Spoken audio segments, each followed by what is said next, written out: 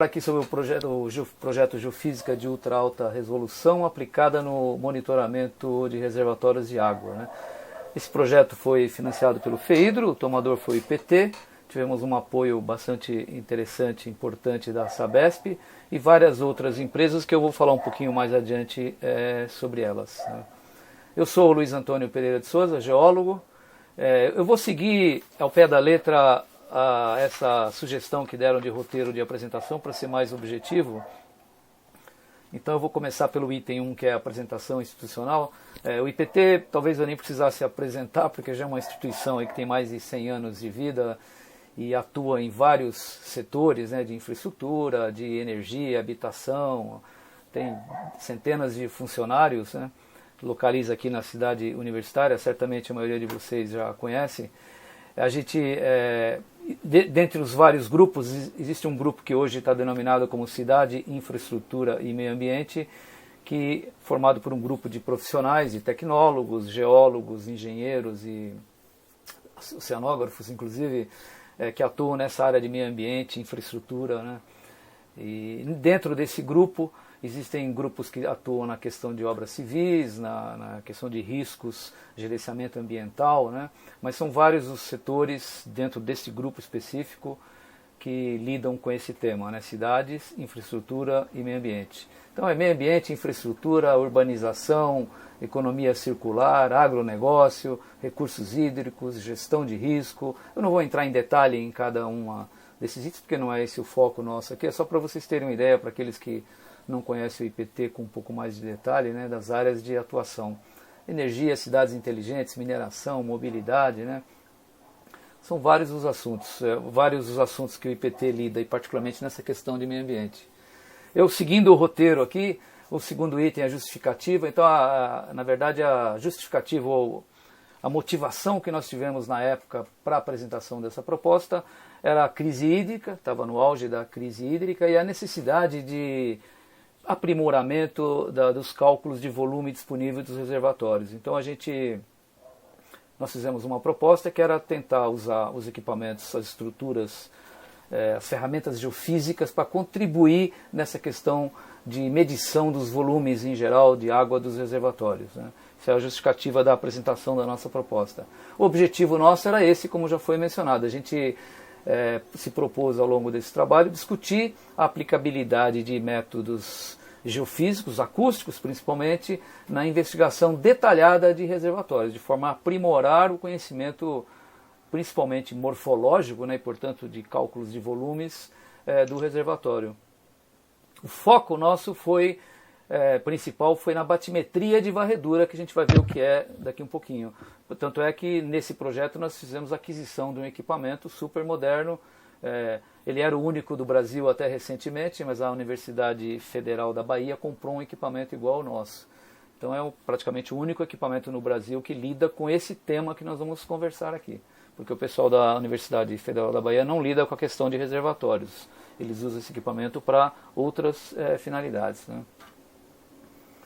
O item 4 do guia aqui de vocês, né, de apresentação, sugere a apresentação da área de estudos. Então, nós escolhemos o reservatório de Itaiaçupeba, administrado aí pela Sabesp. Esse reservatório, nós escolhemos ele por pelo menos 3 motivos. Um é que ele é relativamente próximo de São Paulo, está aqui a cerca de 100 quilômetros daqui, então um acesso relativamente fácil, né?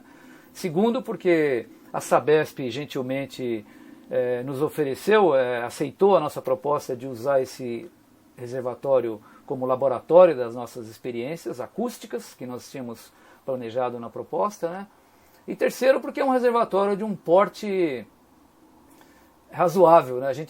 Nós fizemos um levantamento de 100% da área do reservatório. Se a gente pegasse um reservatório como a Billings, por exemplo, um reservatório muito grande, tornaria muito difícil a nossa experiência. Esse aqui ele tem uma área dele é mais dominável, vamos dizer assim. Então esses fatores nos conduziram a escolher esse reservatório, que é esse aqui, ó, que se localiza no município de Suzano, muito próximo aqui de São Paulo, né? E escolhemos esse reservatório como laboratório. A conclusão dele foi em 1976, né, que é alguns dados estatísticos dele, não vou entrar aqui em mais detalhes, né? Ele está, claro, lá no setor norte aí da Alto Tietê, né?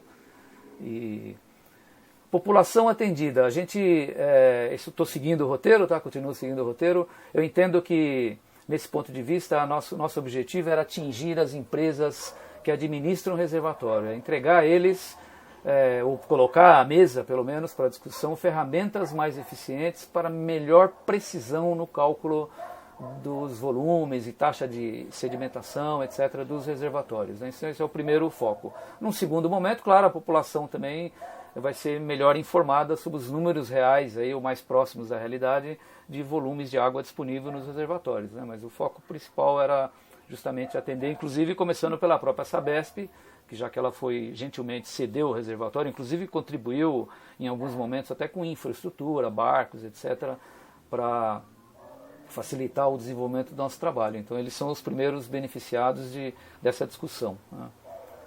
O item 6 do roteiro de vocês é sobre a metodologia. Realmente a gente, talvez a gente tenha até exagerado um pouco, mas nós usamos todas as ferramentas acústicas disponíveis no IPT e essa ferramenta que está listada aqui em vermelho, que foi adquirida no projeto. Então nós fizemos um levantamento, realmente eu acho que não existe nenhum reservatório no Brasil, talvez na América do Sul, que tantas ferramentas acústicas tenham sido utilizadas para avaliar justamente os produtos de cada uma dessas ferramentas e a forma melhor de você conhecer um reservatório efetivamente. Né? Então foi feito desde batimetria monofeixe, que é uma técnica clássica, né?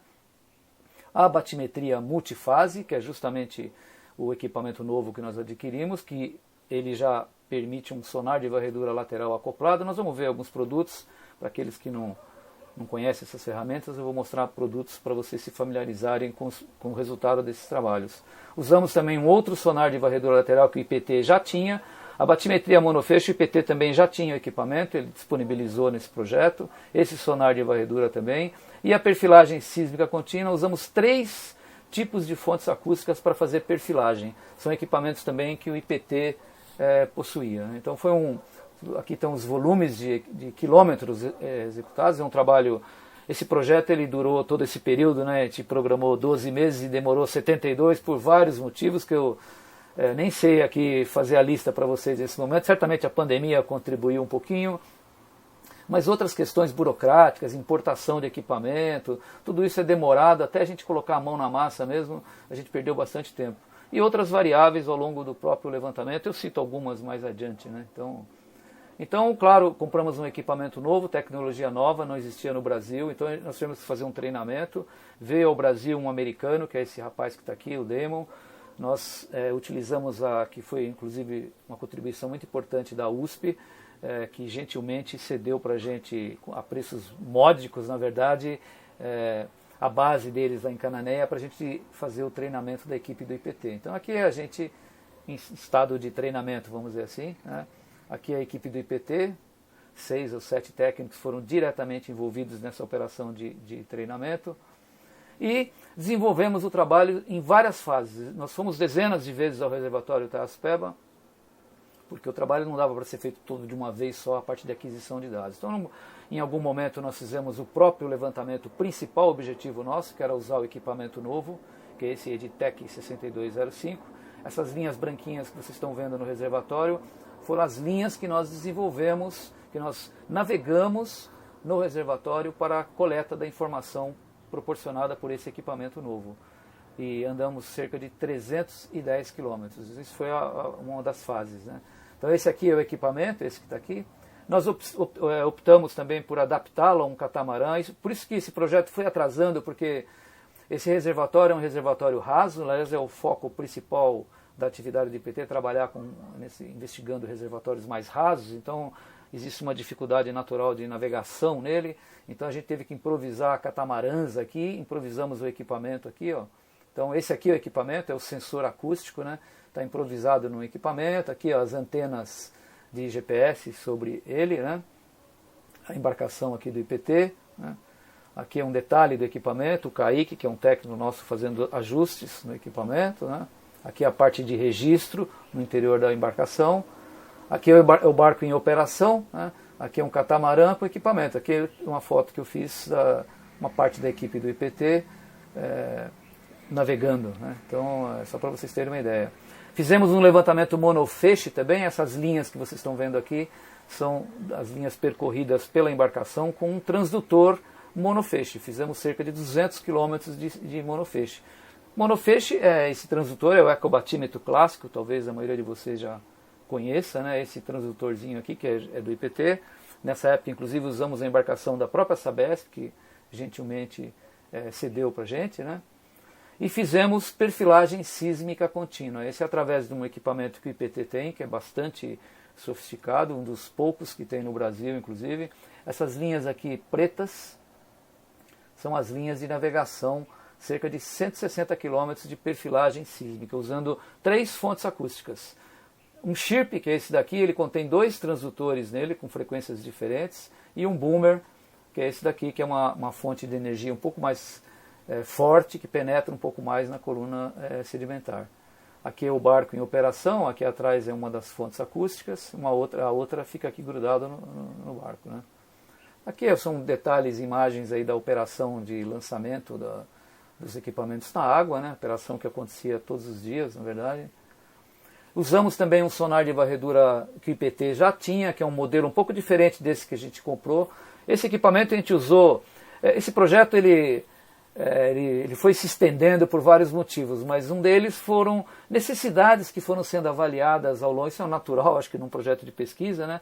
À medida que o projeto foi evoluindo, a gente ficou com vontade de fazer outras coisas, já que tínhamos equipamentos super sofisticados, tinha o reservatório disponibilizado e tinha a verba do FEHIDRO que proporcionava, viabilizava a prática dessas atividades aí que a gente foi vendo que seriam necessárias e interessantes que fossem feitas. Essa foi uma delas. Nós usamos esse equipamento para fazer um mapeamento das margens do reservatório. Essa atividade não estava prevista originalmente na proposta, mas a gente achou que isso era interessante e oportuno usar esse equipamento para obter imagens como essa que vocês estão vendo aqui, onde a gente consegue avaliar a estabilidade dos taludes das margens do reservatório. Então, a gente fez esse percurso todo que vocês estão vendo aqui na imagem, exclusivamente nas margens, para a gente ter uma ideia de avaliar essa ferramenta nesse papel, de avaliar a estabilidade dos taludes marginais do reservatório, né?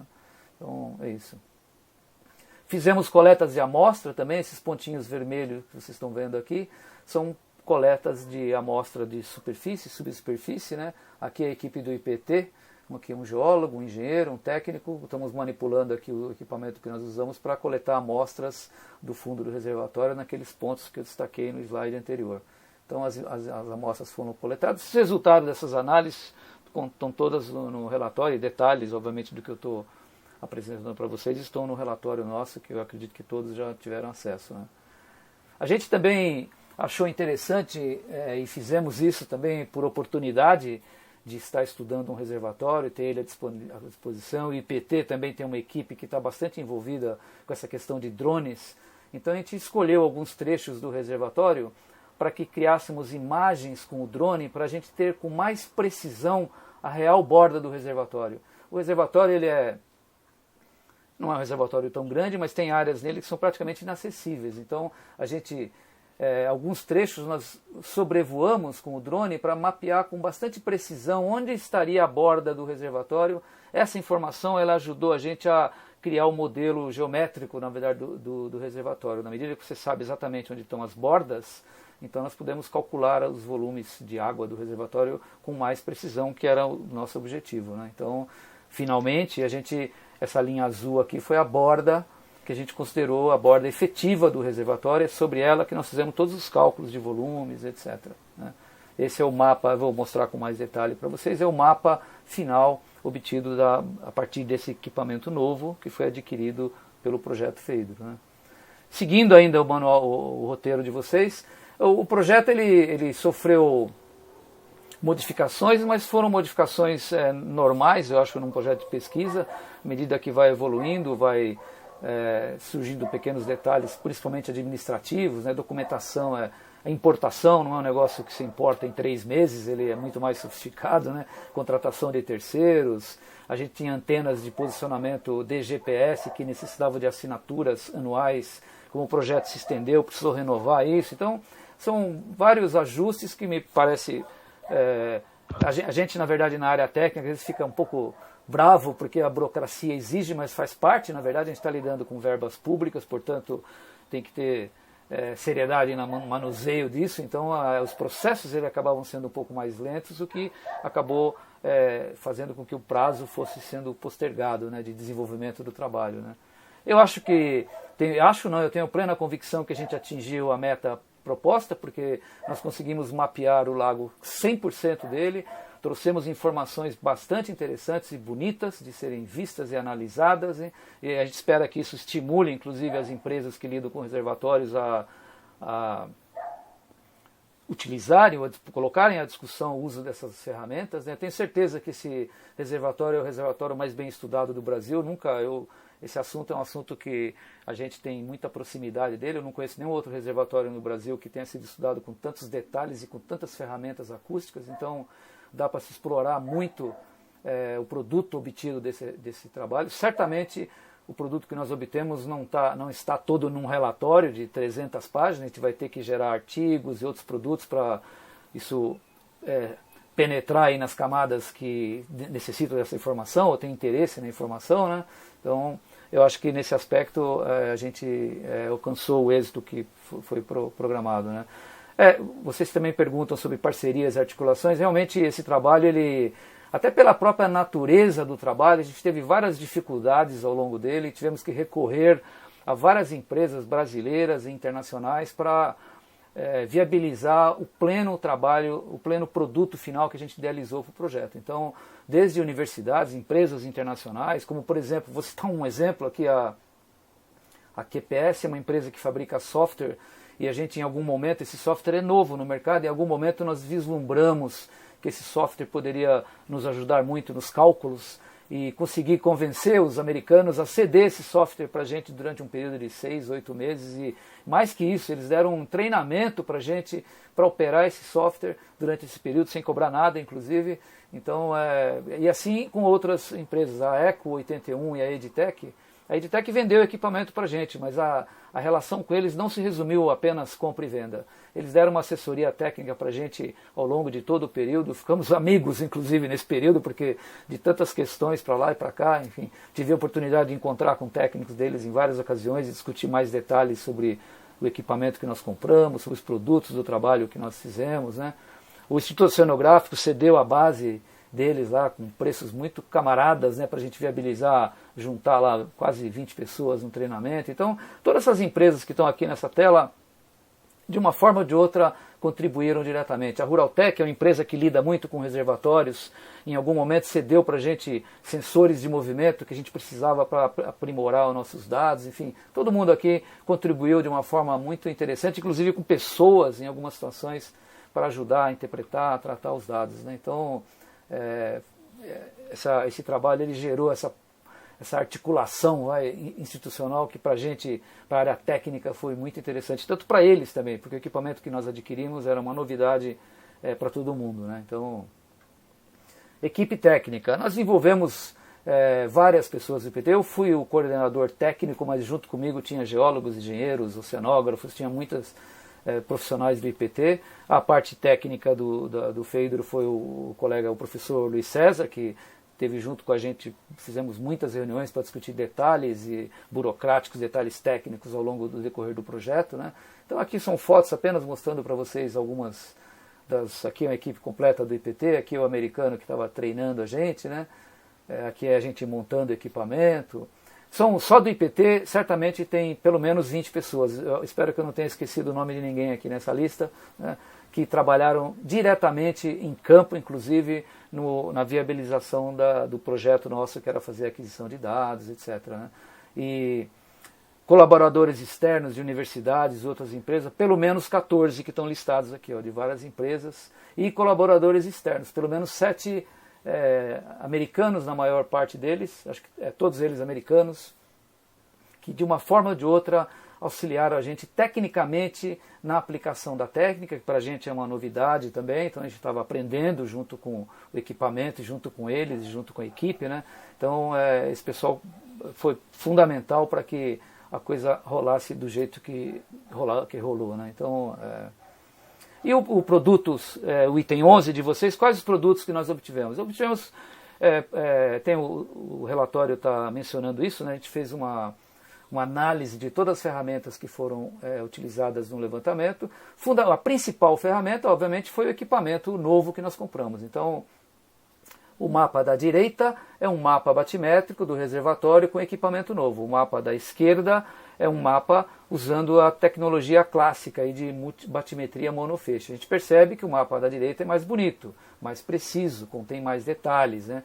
Então essa é a ideia. A gente, com esse equipamento novo, a gente consegue caracterizar a topografia da superfície de fundo de um reservatório com uma precisão absurdamente grande.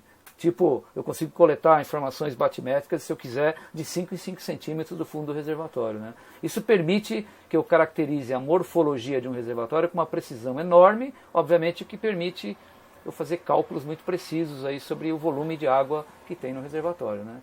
Então, comparando um com o outro, a gente percebe que o de baixo aqui, o mapa de baixo, é bem melhor que o de cima. É mais bonito, mais preciso, contém mais detalhes, né? Então esse foi o nosso foco principal, né? Aqui é só uma figura mostrando o mapa e o reservatório, uma posição mais artística aqui, né? Aqui é uma visão em 3D aqui do reservatório todo, com os detalhes, né? A gente pode dar zoom nessas imagens, né? Aqui são outros ângulos. O produto é todo digital, então ele permite que você faça essa manipulação artística, entre aspas, né, dos dados da forma mais conveniente para a gente, para aquele que está analisando um determinado problema. Se você der zoom aqui em vários trechos do reservatório, você vai perceber os detalhes que estão realçados com um levantamento batimétrico com esse nível de resolução, né? Então aqui são zooms, né? Aqui a gente vê moles, algumas estruturas antigas aqui no fundo do reservatório, ó, o canal aqui do principal afluente aqui do rio, né, do reservatório. Aqui, ó, estruturas antigas cobertas hoje por água no fundo do reservatório. Enfim, ele proporciona realmente detalhes, ó, uma ensecadeira, né, antiga. Aqui é um poço que tem aqui, né, aqui é uma estrada antiga no fundo do reservatório. Isso aqui tudo é uma imagem batimétrica da morfologia do fundo do reservatório fornecida por esse equipamento novo adquirido no projeto, tá? Aqui é uma outra imagem de detalhe, né, só para ilustrar. E a gente, com essa imagem digital, as mãos, você consegue traçar perfis, né, batimétricos do fundo do reservatório. Aqui é um exemplo, o mapa, e esse perfil aqui azulzinho, aqui, representado aqui na parte superior. Aqui é um outro perfil.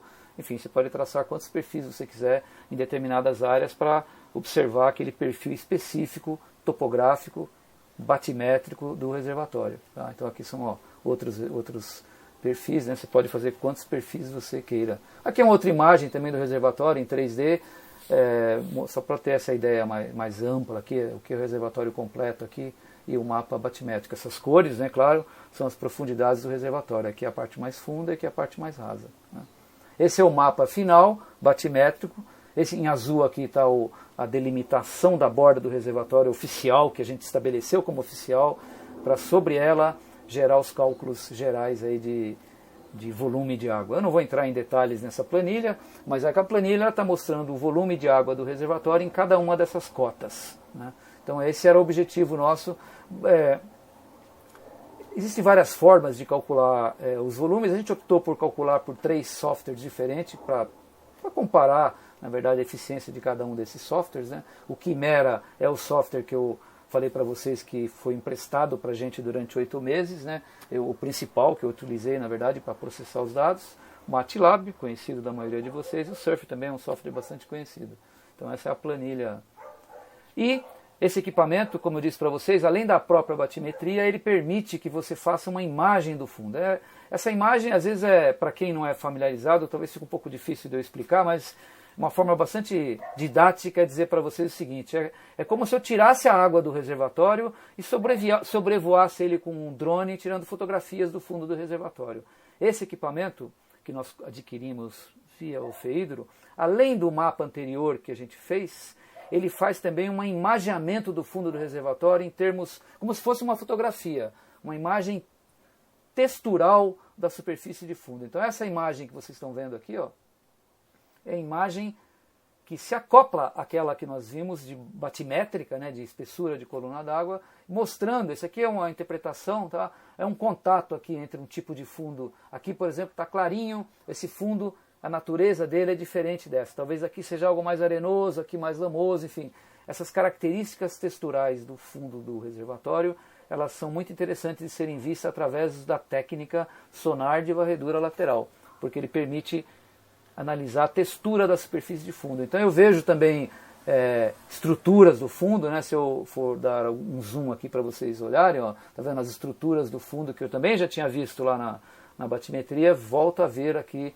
com imagens do sonar de varredura. São detalhes, ó. Isso aqui provavelmente é um duto, né? Aqui o canal do rio, mas o interessante desse equipamento é olhar esse tipo de coisa e aqui, ó. Isso aqui, a textura aqui é diferente dessa. Existe uma tonalidade diferente aqui e aqui, o que certamente me estimula a ir lá e coletar uma amostra em cada lugar para saber a natureza desse material. Por que a textura aqui é clarinha e aqui é escura? Certamente são materiais diferentes, talvez aqui tenha mais matéria orgânica, enfim, esse é o produto de um sonar de varredura lateral. Olha aqui as estruturas, ó, na margem, né, aqui sonar de varredura. Tá? Árvores, ó, pedaços, tocos de árvores, fragmentos, ó, tocos, ali tem o reservatório de Itaçupeba, ele é completa não, uns 30% dele pelo menos é cheio de tocos que foram cortados e não foram removidos, né? Ficou lá o toquinho lá no fundo. Então a hora que você passa com um sistema desse de imageamento sobre ele, você percebe os toquinhos, são esses pontinhos pretos aqui, ó, tá? Dezenas, centenas e milhares, eu acho, deles, né? Tá aí, ó, vários tocos. Então o sonar de varredura permite essa imagem que te ajuda a saber o que tem lá no fundo. A gente usa esse equipamento para mapear emissário submarino, procurar gente que morreu afogado, que está lá no fundo do lago, enfim. Ele dá. Acabamos de fazer um trabalho aí para procurar um carro que caiu dentro de um rio e os bombeiros não conseguiam localizar. Então o sonar ele dá essa imagem do fundo como se fosse uma fotografia, facilita você identificar qualquer coisa que esteja na superfície de fundo de uma área submersa, né? Então aqui, ó, galhos, fragmentos de árvores, etc., no fundo do reservatório, né? Aqui como esse equipamento ele trabalha simultaneamente com batimetria e sonar de varredura, então eu permito a minha imagem, ela pode ser transformada numa imagem 3D, que é o que vocês estão vendo aqui, ó. Então uma imagem textural, eu não tenho aqui números, né, de espessura de coluna d'água, mas tenho em 3D os objetos, aquelas coisas que eu estou vendo no fundo do reservatório, né. Aqui é uma visão geral do reservatório em 3 dimensões também, tem um certo volume nessa imagem, né. E da batimetria monofeixe, nós geramos aquele mapa que eu mostrei para vocês. Aqui era só para ilustrar para vocês, estou ainda dentro do item de metodologia, né, de produtos, desculpa. Então isso aqui é um perfil batimétrico clássico ao longo do lago, com um sensor de batimetria monofeixe. Tá? Aqui é a perfilagem sísmica. O que faz a perfilagem sísmica? Talvez o trabalho mais complexo que nós fizemos foi utilizar 3 fontes acústicas para perfilar, para avaliar a espessura das camadas sedimentares. Infelizmente, ou felizmente, né, depende do ponto de vista, o lago Itaçupeba ele não sofre muito com essa questão de assoreamento. Isso a gente concluiu a partir do nosso trabalho. Eu já trabalhei em reservatórios onde já vi 10, 20, 30, até mais 70, 80, 100 metros de espessura de sedimentos. O reservatório de Itaipu tem trechos lá que tem mais de 100 metros de material acumulado depois que fecharam a barragem de Itaipu. O Itaçupeba, felizmente ou infelizmente, como eu disse, dependendo do interesse de quem está falando, né, ele não tem essas camadas de sedimento lá. A gente observou isso com equipamentos super precisos, então isso talvez seja muito bom para a Sabesp, de saber que o reservatório dela não é incomodado, vamos dizer assim, com um volume muito grande de sedimentos. Isso poderia prejudicar toda a função principal do reservatório, que é armazenar água, né? Então, mas foi muito importante essa nossa constatação usando esses equipamentos de perfilagem. E aqui são exemplos, né, de perfis que foram feitos ao longo do reservatório.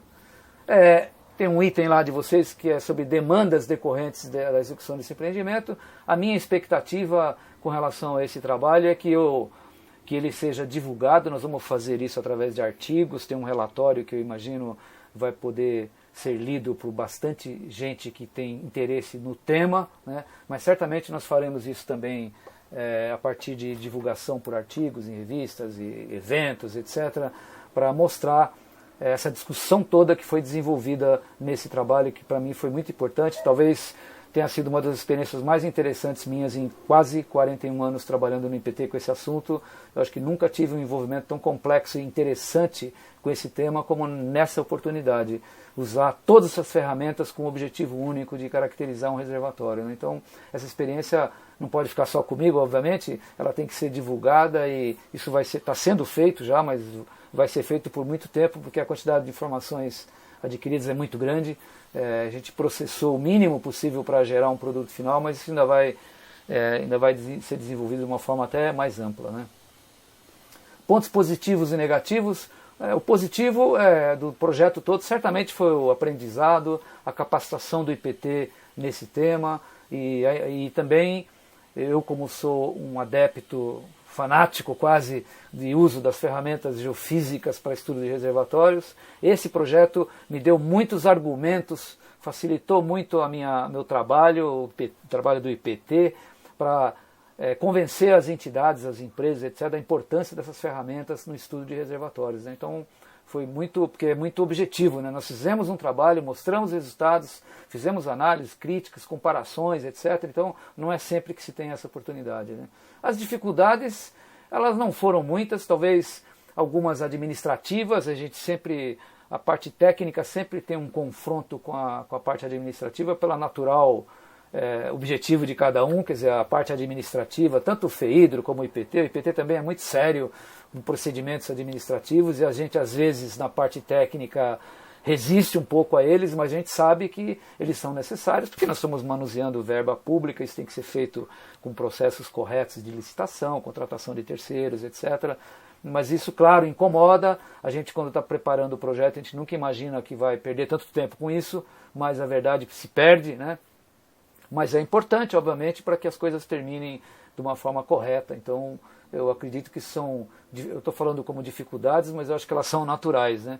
Na parte operacional, também, todos vocês sabem, um projeto de pesquisa nunca começa do jeito que se foi programado e muito menos termina. Ele sempre tem variabilidades ao longo dele que são inerentes a um projeto de pesquisa. Então, a gente teve questões de logística, por exemplo, segurança, o reservatório.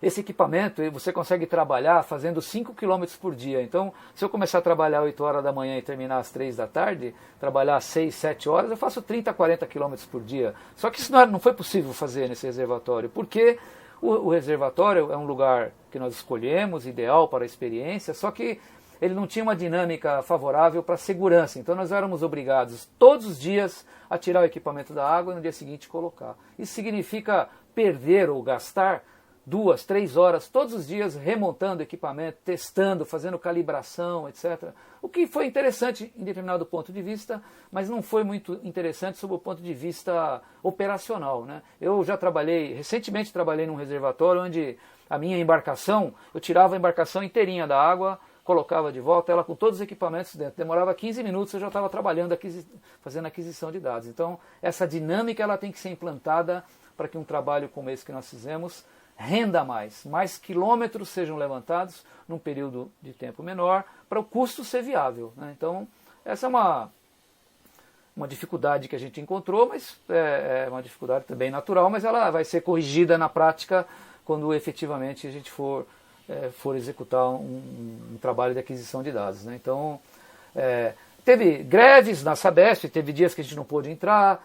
Então, teve dias que a gente não pôde navegar, porque o reservatório Itaçupeba tem uma dinâmica de mobilização de massa de ilhas com vegetação, que é um negócio completamente absurdo, de grande. E vários dias a gente chegou no reservatório, essa massa toda estava travando a embarcação nossa e a gente não conseguiu trabalhar. Então, são vários detalhes, né? E chuva, a pandemia também atrapalhou a vida de todos, né? E não deixaria de atrapalhar a nossa também. Do desenvolvimento do nosso trabalho. Então, ele acabou sendo feito em partes, e foi, quando nós vimos, passaram-se 72 meses, né, segundo a conta que ela me disse ali. Então, faz parte, eu acho, do trabalho, o trabalho de pesquisa é assim mesmo, né? Então, as dificuldades são essas, teve vários momentos que árvores, que a navegação não conseguia executar o perfil programado, né? Teve períodos de muita seca, era muito toco, a gente não conseguia navegar. Enfim, olha aí a vegetação que ocupava os trechos e não permitia que a gente navegasse. Isso aqui é uma imagem do nosso drone, ó, mostrando a intensa massa. Isso é impossível cruzar essa massa com o barco, então a gente não conseguia levantar essa área num determinado dia, fazer o levantamento em outro. Enfim, dinâmicas operacionais que a gente só sabe quando põe a mão na massa e quando entra no barco e molha os pés, né? Então a gente teve várias dificuldades operacionais como essa que acabaram postergando a execução do que a gente idealizou, né? O levantamento do reservatório. Tá aí uma massa enorme de verde aqui, né? Então é isso. A gente, esse projeto ele foi viável. Todo projeto precisa de dinheiro e precisa de gente. Então o primeiro aspecto de gente, pessoas capacitadas, a gente teve o prazer de ter uma comunidade do IPT dando um apoio enorme para a gente, do próprio IPT, né? O IPT, quando nós fizemos a proposta, o IPT tem uma contrapartida, obviamente, isso faz parte, né? Só que não tenho a menor dúvida que nós usamos uma contrapartida, eu acho que o dobro do que foi prometido, e o IPT não reclamou muito, deu uma pressionada na gente em algum momento, mas ele não reclamou muito, deixou a gente trabalhar relativamente à vontade. Então, temos que agradecer eternamente ao IPT. O FEIDRO, obviamente, sem dinheiro não se faz nada, então a gente vai sempre agradecer ao FEIDRO por ter bancado, mostrado interesse pelo tema e botado o dinheiro na mesa para viabilizar o que a gente tinha idealizado, né? Então, e a equipe do IPT trabalhou com afinco, foi um trabalho árduo, teve vários momentos difíceis de operação, etc., né? E a Sabesp, claro, ela cedeu espaço para a gente, os administradores, o Rodrigo, o Emerson, outros do reservatório foram extremamente gentis com a gente, deixaram as portas abertas do reservatório. A Sabesp é bastante rígida, com controle de entrada, saída, etc., mas para a gente ela foi muito, muito legal, muito agradável, proporcionou momentos muito interessantes, fáceis da gente trabalhar na área, né? E as empresas que eu já mencionei para vocês, todas essas empresas que estão listadas aqui, contribuíram de forma, de um jeito, outra de outra, uma fornecendo equipamento, emprestando gente em alguns momentos, né? Software, etc., para viabilizar o trabalho que a gente desenvolveu lá. Então, todo esse pessoal aqui, temos, né, um eterno agradecimento por permitirem a conclusão e a execução daquilo que tínhamos planejado no nosso projeto, né? Então é isso. Minha apresentação ela se encerra por aqui. Gostaria imensamente de responder aí perguntas, se alguém tiver, sobre o trabalho nosso. E estou às ordens aqui. Muito obrigada pela excelente apresentação, Luiz. Obrigada, Luiz. Acho que é um trabalho bastante interessante. Então, acho que a gente evolui muito nessa parte de conhecimento dos reservatórios, que é vamos dizer assim, até uma carência que o Estado tem, né? Então, acho bastante importante. Alguém quer falar? Alguém quer complementar?